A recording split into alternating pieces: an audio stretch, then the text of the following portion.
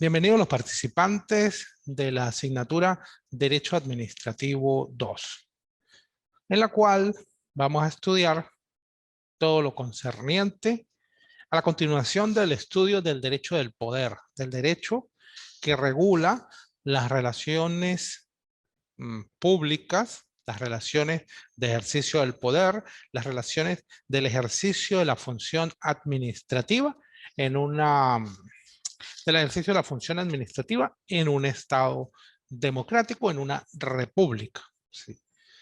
Este derecho administrativo va a regular, por supuesto, la función administrativa que se expresa a través de actos administrativos y en ejercicio de la actividad administrativa.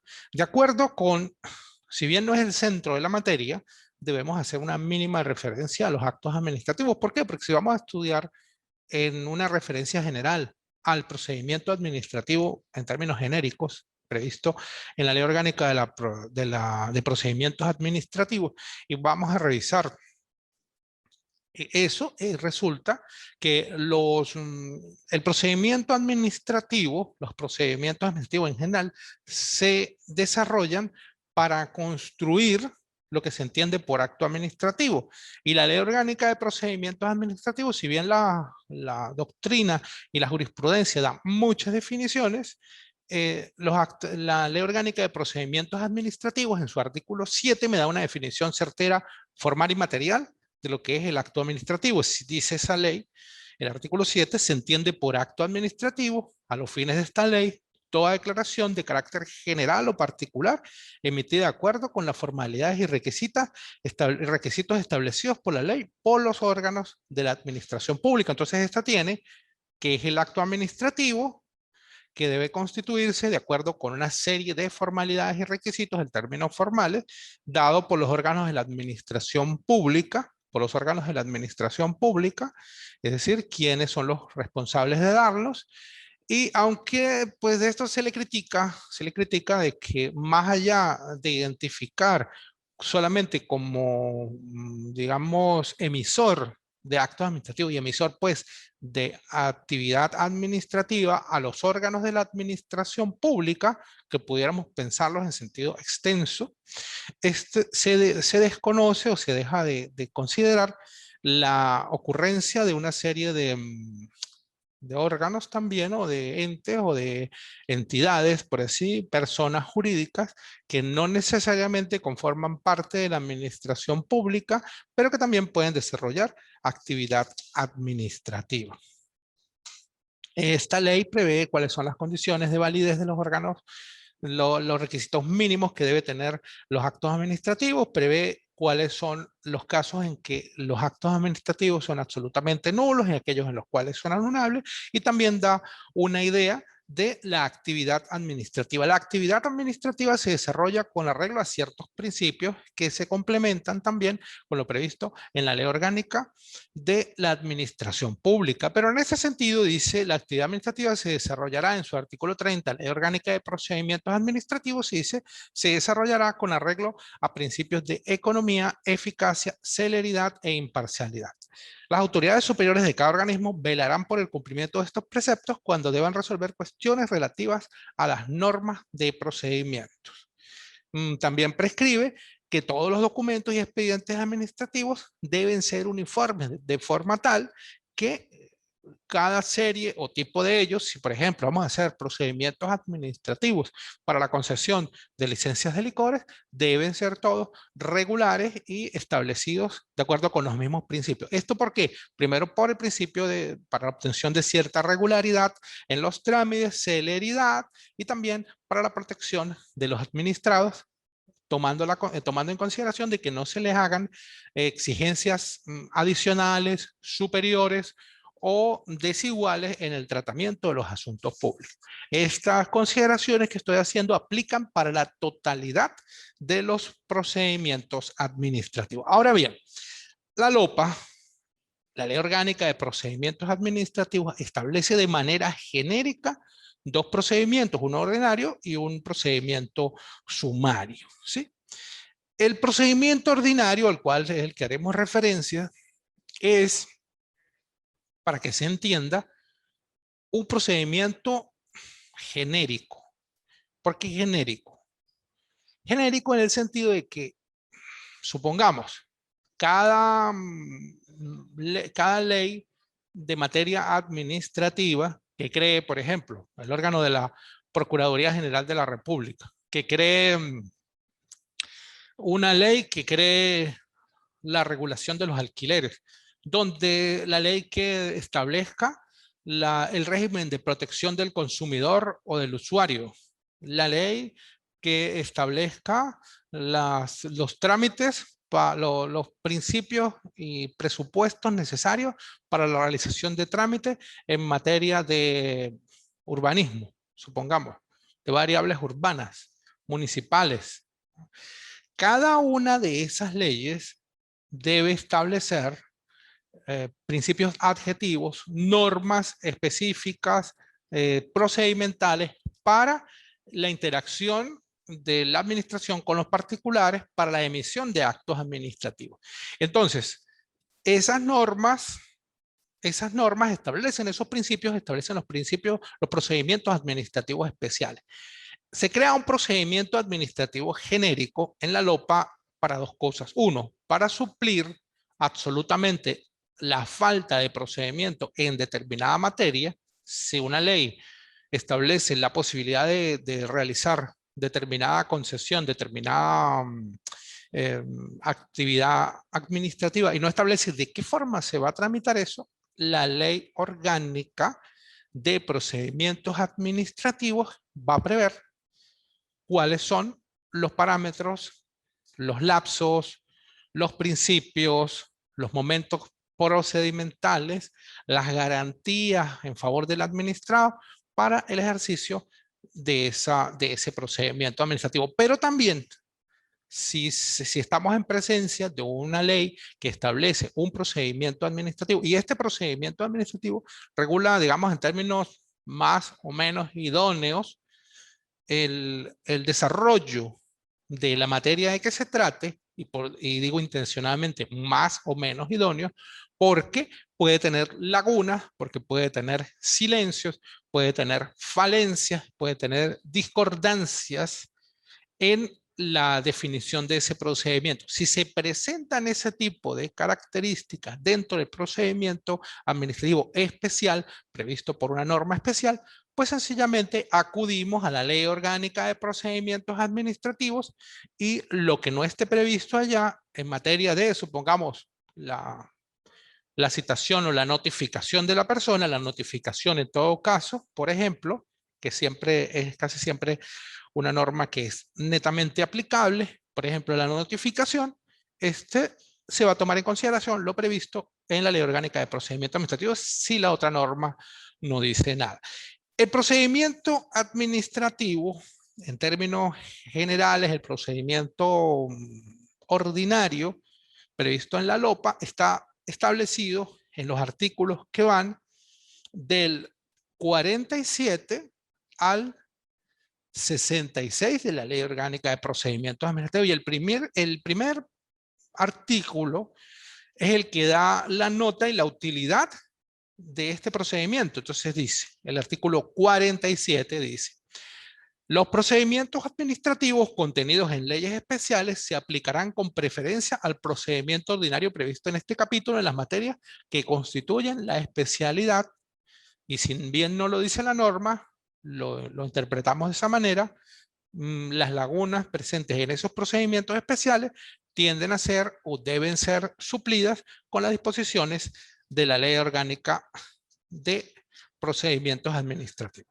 El procedimiento administrativo previsto en la Ley Orgánica de Procedimientos Administrativos ordinario, ¿sí?, consta de tres fases de una identificación básica, muy sencilla, primaria, ¿sí? La fase de iniciación, la fase de sustanciación y la fase de terminación del procedimiento.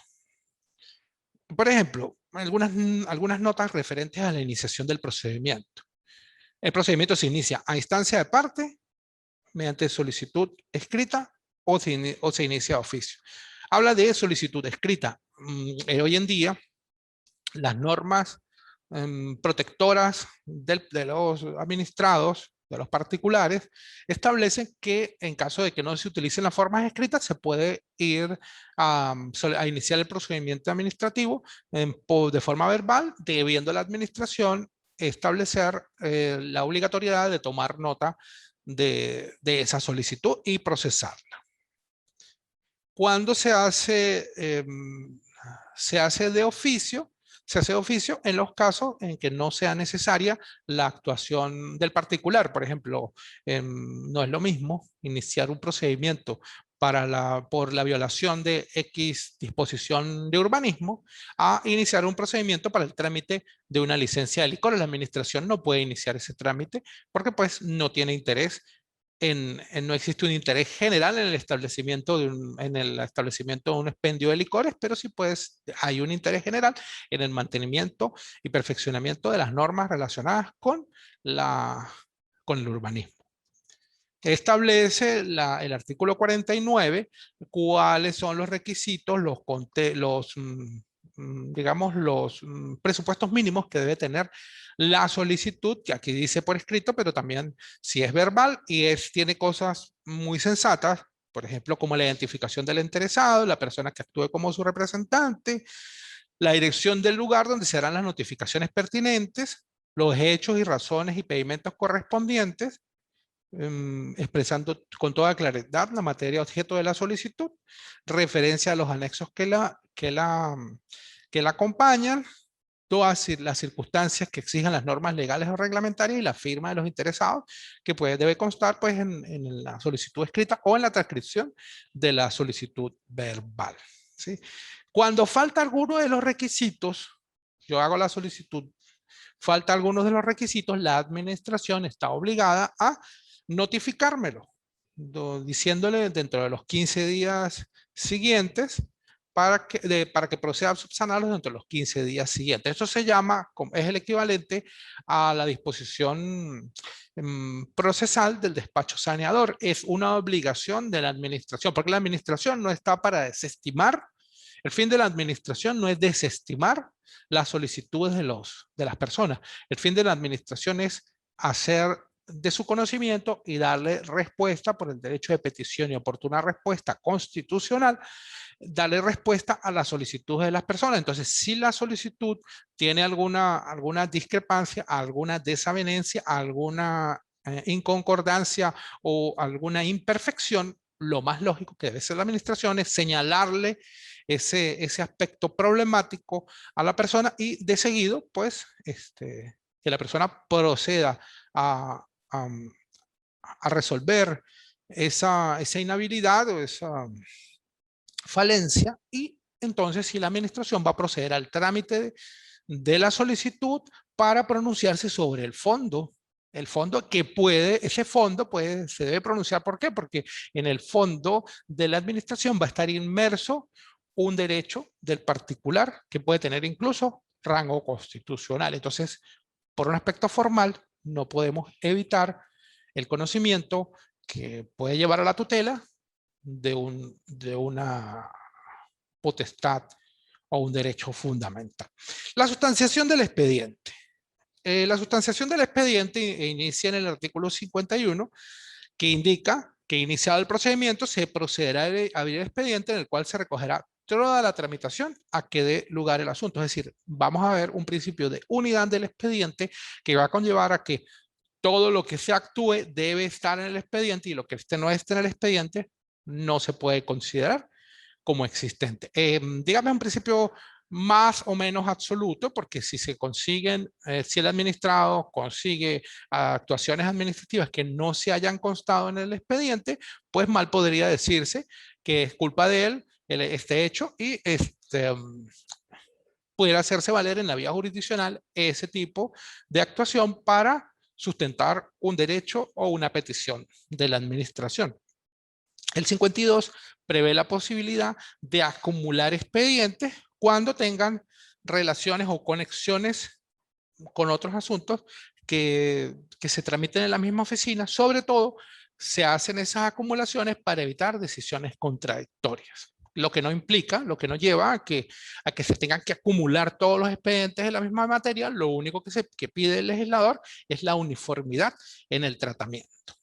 La administración de oficio o instancia al interesado cumplirá todas las actuaciones necesarias para el mejor conocimiento del asunto que debe decidir, siendo su responsabilidad el impulsar el procedimiento en todos sus trámites. Es decir, la administración debe indagar, verificar, corroborar, probar, solicitar informes, solicitar pronunciamientos técnicos, bien a su equipo de profesionales, bien a otras administraciones públicas para poder llegar a la mejor solución del asunto. Como les dije, el fin de la administración no es negar la solicitud, no es declarar que tiene la razón, no estamos ante un procedimiento contencioso, no tenemos partes enfrentadas, se supone que al particular y a la administración, en el fondo debe moverlos la misma intencionalidad. ¿Cuál es? La de lograr el imperio de la ley. El imperio de la ley en las actuaciones administrativas.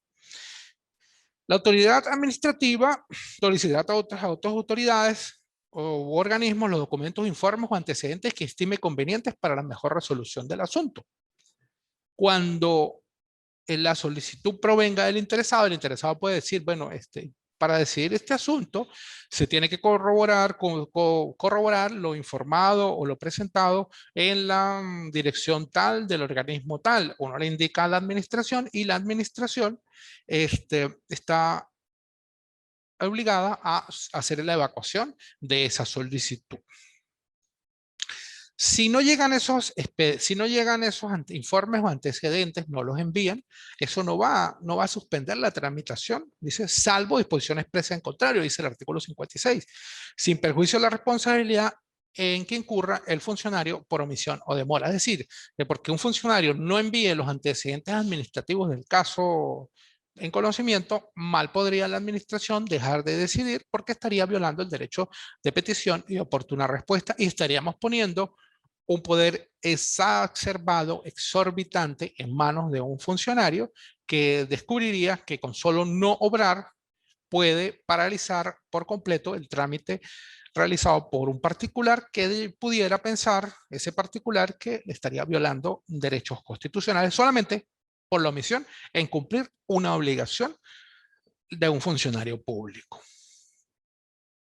Con respecto a los medios de prueba, el 58 establece el derecho a presentar pruebas. Los hechos, 58, los hechos que se consideren relevantes para la decisión de un procedimiento podrán ser objeto de todos los medios de prueba establecidos en el Código Civil, de procedimiento civil y de enjuiciamiento criminal o de otras leyes. Obviamente, hoy en día sería Código Civil, Código de Procedimiento Civil, Código Orgánico Procesal Penal y las otras materias, las otras leyes que establecen procedimientos, por ejemplo, los procedimientos especiales del trabajo, las leyes que establecen la ley de mensajes de datos y firmas electrónicas, etcétera, etcétera, etcétera.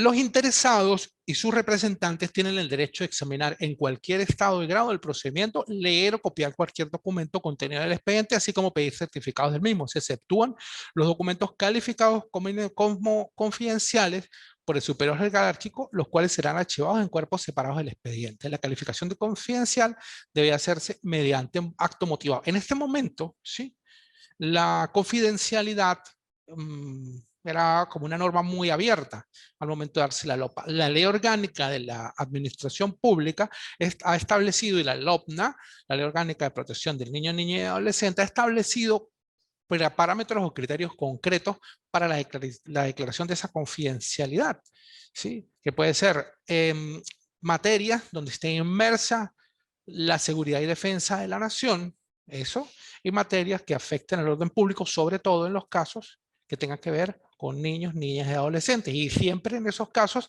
se garantizaría la confidencialidad de la identidad de ese niño, niña y adolescente, porque pues entonces, si no, supongamos en un expediente donde se tramiten cualquier procedimiento contra un niño, niña o adolescente sería prácticamente solo la administración la que lo conocería. Es decir, que no existe una discrecionalidad amplia para la calificación del expediente en términos de confidencialidad, sino que ya se han establecido unos criterios más concretos y más objetivos. Con respecto a la terminación del procedimiento, la LOPA da noticia en su artículo 60 del lapso máximo que puede durar una tramitación de un procedimiento. Dice, la tramitación y resolución de los expedientes no podrá exceder de 4 meses, salvo que medien causas excepcionales de cuya existencia se dejará constancia con la indicación de la prórroga que se acuerde. La prórroga no podrá exceder, las prórrogas o prórrogas no podrán exceder en su conjunto de más de 2 meses. Entonces, tenemos que la tramitación de un procedimiento administrativo no conllevaría más allá de 6 meses. ¿Qué pasa con esta prueba? ¿Sí? ¿Qué pasa con esta norma? ¿Sí? Esta norma dice, establece una obligación, no más de 6 meses. ¿Qué pasa si ocurre más de 6 meses? Pues el procedimiento se sigue tramitando. Porque al parecer, sí, solamente considerándola de esta manera, la norma es lo que se llama, lo que se conoce en la teoría general del derecho y en la introducción al derecho, una norma minuscuamperfecta, o sea, menos que perfecta o imperfecta, que conlleva a que la norma establece la previsión de una conducta, pero no establece cuál es la consecuencia jurídica ni la sanción aplicable. Es decir, la norma no establece que si se pasa de los 6 meses o de los 4 meses sin acordar la prórroga, pudiera operar la nulidad de lo actuado. ¿Sí? La reposición del procedimiento a su inicio. La aprehensión declarada, si fuera el caso, en contra de la administración en los procedimientos sancionatorios. La norma no establece nada. Y por eso tenemos constancia sabemos de la existencia de procedimientos que se han establecido en el tiempo, que, por ejemplo, el procedimientos expropiatorios, que se quedan en una fase de avalúo, ¿sí? En una fase de conciliación, pero procedimientos sancionatorios en los cuales, por ejemplo, en contra de funcionarios públicos, para el establecimiento de la responsabilidad administrativa, que se quedan en un eterno letargo y le dicen a la persona, no, pero usted tiene un procedimiento pendiente en en los órganos controladores y pues no puede, de repente no puede, aunque no es así, no puede ingresar a este organismo porque pues tiene pendiente un procedimiento y eso dura años, ¿sí? Entonces, eso no puede ser, pero no existe una norma expresa que diga otra cosa. Por interpretación constitucional, por interpretación de las garantías fundamentales, puede un tribunal acordar, ¿sí? Acordar o dar un criterio para considerar en qué momento más o menos con cierta, en qué momento con cierta, digamos, lógica o se puede considerar que ya ese procedimiento deberá considerarse fenecido, que ha sido objeto de perención o de caducidad, pero no lo dice la norma. El acto administrativo que decía el asunto resolverá todas las cuestiones que hubieran sido planteadas, tanto inicialmente como durante la tramitación. Es decir, el acto administrativo debe pronunciarse sobre todo. En algunos, digamos, es un objeto de fraude procesal o más bien procedimental el hecho de hacer que algunas personas hacen solicitudes descabelladas, inconexas o, digamos, manifiestamente infundadas a la administración para a la administración ante un cúmulo desordenado de solicitudes hechas en un escrito, hechas en otra, contradictorias incluso pudieran ser, de repente pues tiende a no considerar algunas actuaciones, algunas solicitudes o algunos pedimentos que considera exorbitantes, ilógicos, innecesarios. Entonces, pues tiende a no decidir sobre la base de algunos de ellos. Eso se hace incluso muchas veces, se hace en la práctica administrativa para configurar un vicio en la decisión, para decir la decisión no tomó en consideración todos los aspectos relacionados con las solicitudes del particular y pues para mí está infectada de nulidad. No pudiera estar infectada de nulidad necesariamente dentro de la lógica que pudiera aplicar el juez y los poderes amplios del juez contencioso administrativo, pudiera pensar que reconocer allí la presencia de un intento de fraude procesal o procedimental. El procedimiento se entenderá terminado por desistimiento por el desistimiento que el interesado haga de su solicitud, petición a instancia. El desistimiento deberá formularse por escrito. En caso de pluralidad de interesados, el desistimiento de uno de ellos no afecta a los restantes, es lógico. El funcionario que conozca el asunto formalizará el desistimiento por autoescrito y ordenará el archivo del expediente. Si el procedimiento a instancia de un interesado, de un particular, se paraliza durante 2 meses por causa imputable al interesado, se operará la aprehensión de dicho procedimiento. El término comenzará a partir de la fecha en que la autoridad administrativa notifique el plazo. Vencido el plazo sin que el interesado hubiese reactivado el procedimiento, el funcionario procederá a declarar la aprehensión, es decir, se extingue el procedimiento, no se extingue la acción, por eso no se extingue necesariamente. La declaratoria de aprehensión de un procedimiento no extingue los derechos y acciones del interesado y tampoco interrumpe el término de la prescripción. Pero, a ver, ¿qué pasa? Que el interesado debiera iniciar de nuevo el procedimiento, pero tenemos unos lapsos de caducidad para el ejercicio de determinadas acciones, podemos llamarlas acciones, para el inicio de unas solicitudes administrativas. Si durante ese tiempo ha prescrito la oportunidad de hacer esa solicitud, cuando usted ya inició el procedimiento, interrumpe la prescripción, pero cuando perece el procedimiento, se entiende que nada ha actuado, entonces yo tendría que empezar a computar desde el inicio desde el lapso de caducidad o de perención, para ver si en el momento en que ya puedo iniciar de nuevo el procedimiento, la oportunidad siguiente, más ahora en estos tiempos de pandemia, si en la oportunidad siguiente todavía tengo tiempo hábil de realizar esa solicitud. Termina pues con la decisión y después de la decisión se debe hacer la publicación o notificación de los actos administrativos. Se publican los actos administrativos de efectos generales, se notifican los actos administrativos de efectos particulares de acuerdo con las normas que ellos establecen. Los actos administrativos son ejecutivos en sí mismos, es decir, que la administración no requiere el concurso de una autoridad judicial para hacer valer lo que ha decidido, ¿sí? Si no tienen sus propios medios para hacerlo. Y están pendientes también los recursos administrativos, el recurso de reconsideración que se intenta ante el propio órgano que ha decidido, el recurso jerárquico se intenta ante el superior jerárquico del órgano que ha emanado la decisión en caso de que hubiese un superior jerárquico, y el recurso de revisión que se establece por causas específicas establecidas, previstas, concretas en el artículo 97 de la Ley Orgánica de Procedimientos Administrativos. En estos casos, ¿sí? En todos estos casos siempre debe hacerse valer las previsiones establecidas en la Constitución de la República Bolivariana de Venezuela relacionadas con las garantías inherentes al debido proceso y al derecho a la defensa. Esta es la primera idea que quiero que tengamos sobre el procedimiento administrativo en esta materia de Administrativo 2.